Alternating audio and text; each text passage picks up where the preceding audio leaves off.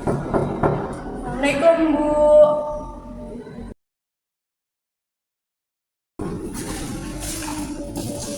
Waalaikumsalam Nak. Ada perlu apa ya? Oh iya, silakan masuk Nak. Makasih Bu. Iya. Ayo silakan duduk. Bu. Silakan duduk di sini Nak. Bu.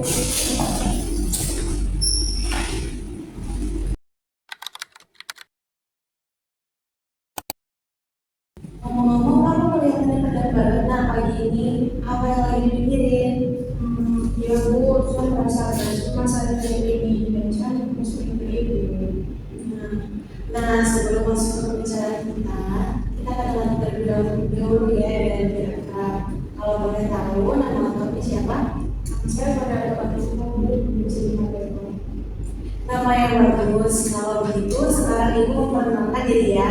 Nama Ibu Ruki Marani bisa dipanggil Ibu Ruki.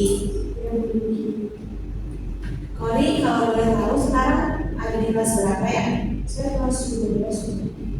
Oh, kelas 12. Berarti sekarang lagi sibuk-sibuknya persiapan ujian. Ya Bu, ada beberapa sudah. Oh iya, apakah kamu sudah pernah ikut sesi konseling sebelumnya? Belum pernah Bu pertama kali. Tidak apa-apa. Jadi Ibu jelaskan dulu ya apa itu konseling. Konseling adalah proses pemberian bantuan dari konselor yaitu Ibu kepada konseling yaitu Kori. Jadi dalam konseling ini ada beberapa asasnya. Yang pertama asas kesukaraan, yaitu Kori datang ke sini tanpa ada unsur paksaan. Kori datang ke sini tidak ada yang memaksakan? Tidak ada Bu. Yang kedua, asas keterbukaan. Jadi, Kori nanti menceritakan semua masalahnya ke Ibu tanpa ditutup-tutupi. Yang ketiga, asas kerahasiaan. Jadi, setelah Kori menceritakan semua masalah ke Ibu akan menjaga semuanya dan tidak memberitahu kepada siapapun tanpa seizin Kori. Bagaimana? Apakah Kori sudah mengerti apa itu konseling? Ya Bu, saya sudah mengerti dan paham apa yang sudah disebutkan. Oh iya, kita buat kesempatan waktu dulu ya. Ibu hanya bisa kurang lebih 45 menit karena masih ada urusan di sekolah. Apakah kamu bersedia? Ya Bu, saya bersedia.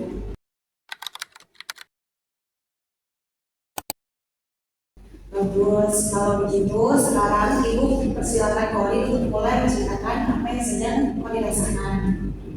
Jadi Bu, saya merasa sangat cemas hari ini. Sebenarnya kita ujian dan saya takut tidak bisa menjawab soal-soalnya.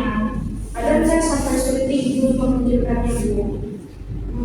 Jadi kecemasan ini muncul karena kamu khawatir dengan hasil ujiannya. Ya Bu, saya sering berpikir kalau saya tidak bisa mengerjakan soal-soal ujian dan itu membuat nilai saya jelek. Saya takut mengecewakan orang tua saya. Yang Kori rasakan lebih berasal dari harapan orang tua. Ya Bu, orang tua saya selalu berharap saya mendapatkan nilai yang baik. Itu wajar sekali Kori. Banyak siswa yang merasa seperti itu. Tapi kita di sini untuk membahas cara agar Kori bisa lebih tenang dan percaya diri menghadapi ujian. Setuju? Setuju.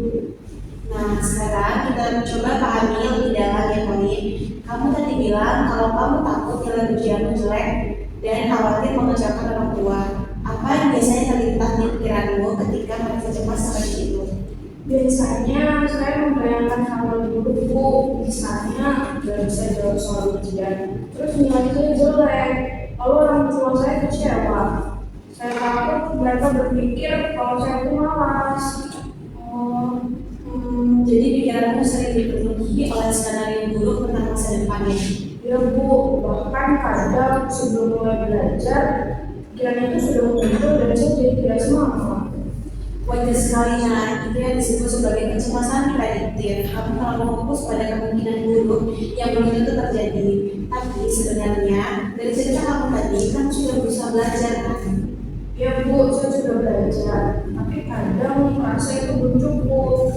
Saya merasa harus terus belajar supaya bisa maksimal, tapi malah sering capek sendiri. Jadi meskipun kamu sudah berusaha, ada perasaan bahwa usahamu masih kurang begitu. Betul. Kalau begitu, coba kita tunggu sedikit. Apakah sebelumnya kamu pernah menghadapi situasi yang mirip dengan ini? Ya Ya Bu, waktu ujian semester lalu, saya juga sempat merasa cemas. Tapi saat itu akhirnya saya bisa mengerjakan soal-soalnya dengan baik. Nilainya juga lumayan walaupun saya sempat khawatir sebelumnya. Nah, ini menarik. Artinya, kecemasanmu sebenarnya lebih kepada ketakutan akan hal yang belum terjadi. Tapi pada akhirnya, kamu tetap bisa melewati itu dengan baik. Bagaimana perasaanmu ketika menyadari itu? Saya jadi merasa sedikit lebih tenang Bu. Ternyata saya sudah pernah melewati situasi seperti ini sebelumnya. Betul sekali, nah. Ini menunjukkan bahwa kamu sebenarnya punya kemampuan untuk menghadapi ujian dengan baik. Kecemasan itu lebih pada pikiran negatif.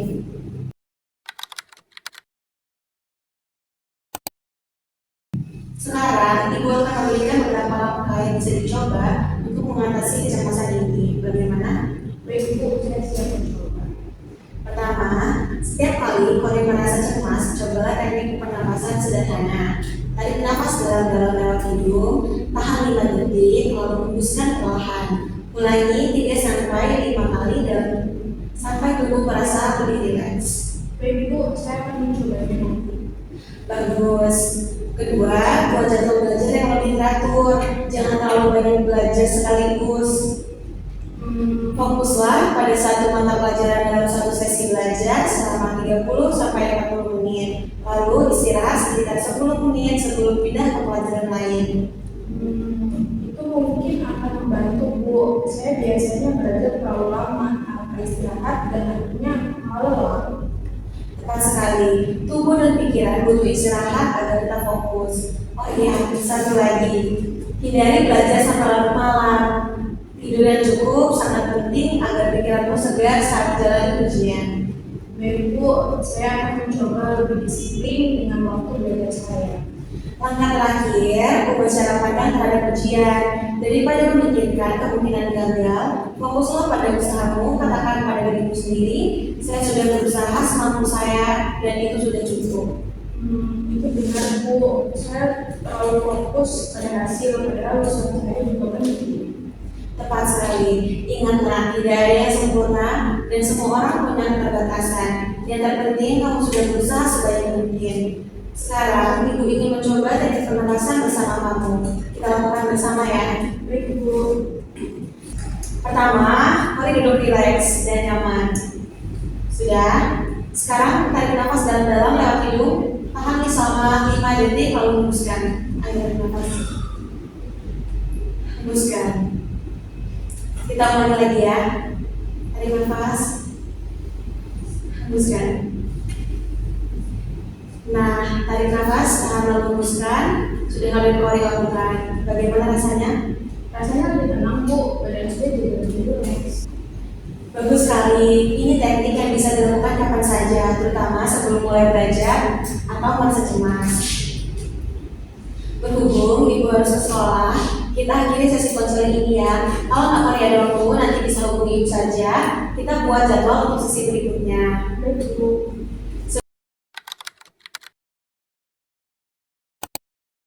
Ibu mau Kori menyimpulkan hasil pembicaraan kita tadi. Baik Bu, Baru sudah memahami beberapa langkah yang bisa diambil. Pertama, gunakan teknik pernapasan untuk menenangkan diri. Kedua, buat jadwal belajar yang teratur dan berikan waktu istirahat untuk diri sendiri. Ketiga, ubah pola pikir untuk lebih fokus pada usaha bukan hasil. Jadi sekarang saya merasa lebih siap Bu. Terima kasih atas masukannya Ibu. Baiklah, kalau begitu konseling ini sudah bisa kita akhiri ya. Baik Bu, kalau begitu saya pamit permisi ya Bu. Iya, Kori. Terima kasih banyak Bu atas bantuannya. Iya, sama-sama nak. Baik Bu, selamat siang. Iya, selamat siang juga nak. Mau berjalan, Naya.